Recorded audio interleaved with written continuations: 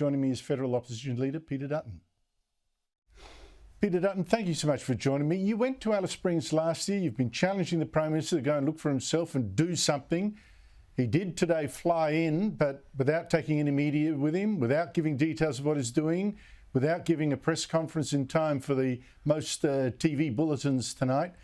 Why do you think he's been so reluctant to get involved?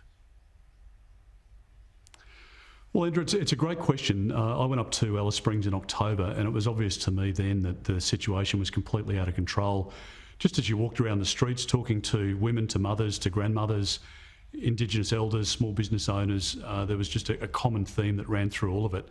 And I met with the Prime Minister when I came back and said I thought the situation was so severe that there would be vigilante action and a really violent response on the ground if something wasn't done, if there wasn't an intervention. And I wrote to the Prime Minister asking for a Royal Commission, particularly in relation to the allegations of sexual abuse against children, and I've still not received a response to that letter. So I welcome the fact that the Prime Minister's gone to Alice Springs, but there's strange circumstances where you don't tell the media you're going. You go in just for a short period of time, and I just question who he's been able to meet with in such a short visit, and hopefully the outcomes are what is most important here, that they can be seen very quickly, because the Prime Minister needs to act urgently. Yeah, but, you know, a lot of the focus is, of course, on the Prime Minister.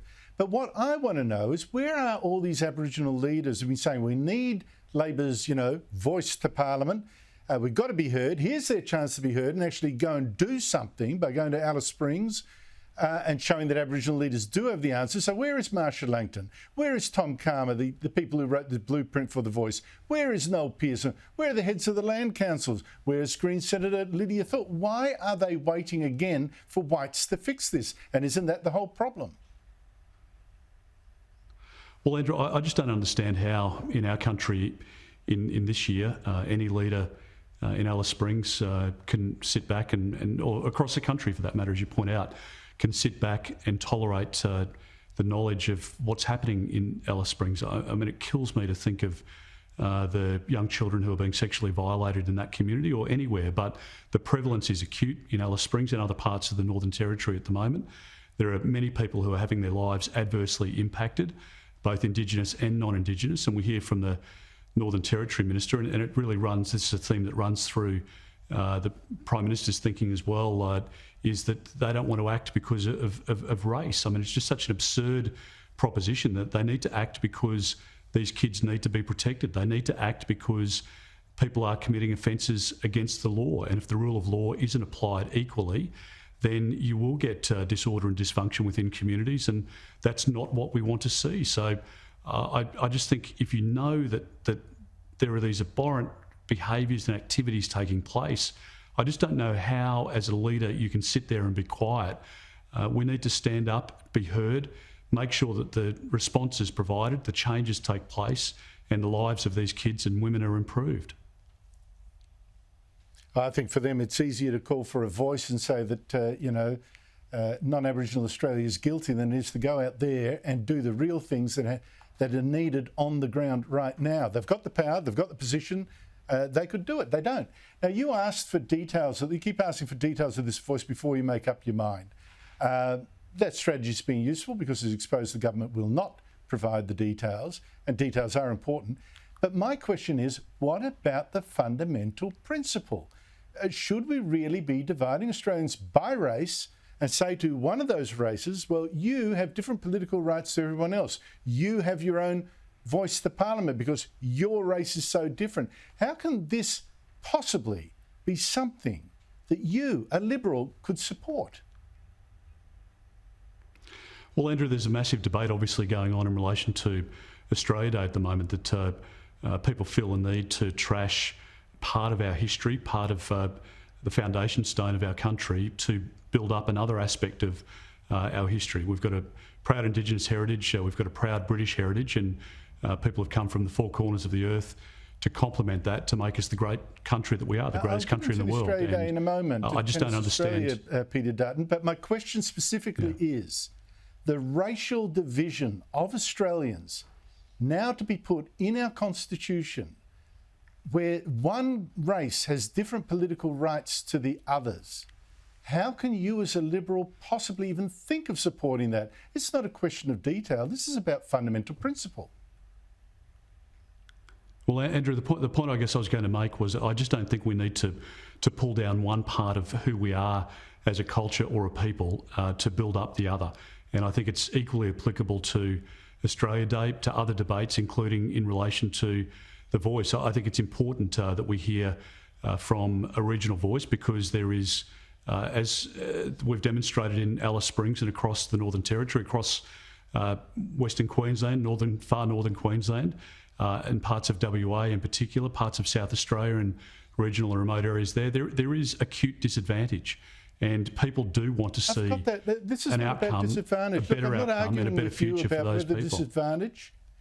There's lots of disadvantage. There's so many Aboriginal groups saying they're doing something about it, 2,700 Aboriginal organisations, you've got more than 30 land councils, you've got 11 federal politicians saying they're Aboriginal, identifying as Aboriginal. You've got I don't know how many different Aboriginal groups. There are so many, and you've still got these problems. It's not about a lack of consultation, but I want to come back to that question again. Forget the details. This is about fundamental principle. A Labor plan to divide Australians by race and giving one side, one race, different political rights to another. As a Liberal, dedicated to everyone being equal before the law, how can you possibly even think about agreeing to something like that? It is not about details, it's about a fundamental principle.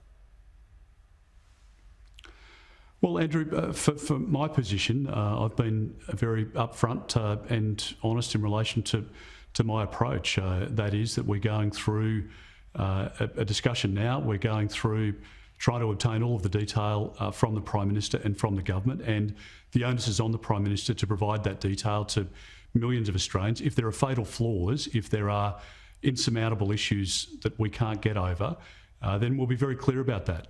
But I'm considering respectfully all of the information that is there at the moment. Details are important. Details are important. I agree with you. And you've fleshed out some terrible lack of details from this government, right? My question is about the principle, the racial... This is what a lot of Australian, Liberal supporters don't understand, how the Liberal Party could possibly be playing footsie with a re-racialisation of Australia, a re-tribalisation, a new apartheid even. And a new poll today saying 10%, only 10% of Liberals would say yes to this. We're looking for leadership. No to racism. I don't know why the Liberals can't say that. Well, Andrew, nobody's in favour of racism in the Liberal Party, and if they are, they don't have a place in our party. So that's the first point. But the point I was making before was that... Doesn't have a place in our constitution. I will make... I will make very clear my position in due course. There are a lot of commentators and people who are our supporters and others who were calling for us, demanding that we state a position before the government even made their announcement, when it was mooted that there would be a constitutional referendum. Now, we're in a position where I believe very strongly that we're putting appropriate pressure on the government, which we wouldn't have been able to do had we just raced out of the blocks and declared a position without listening to all of the facts. And I think the Prime Minister would be saying now he's not releasing any detail because Liberals have already made up their mind and other parties have already made up their mind, and therefore they don't deserve the detail. I think by the way in which we have entered this debate, as I say, in a respectful way, we have said on behalf of millions of Australians who may not be as adamant in their position as you are, that they want to hear that information, that they want the detail from the Prime Minister. The Prime Minister is now saying, well, hang on, this is not my idea. This is not, my idea as Prime Minister. This is an idea that was just put to us by Indigenous leaders and he committed to at Garma. Well, there are millions of Australians who are on a broad spectrum in terms of their support or not in relation to the voice, and we're representing those people and we're asking for the detail on their behalf so that they too can make an informed judgment in time. Yeah, the voice is not just for the, 3.6 or 7% of the Australians who identify as Aboriginal, it's also for the other 96% plus who aren't. It affects us all, and we all have a say. Of course. Peter Dutton, thank you so much indeed for your time. Really appreciate it. My pleasure, Andrew.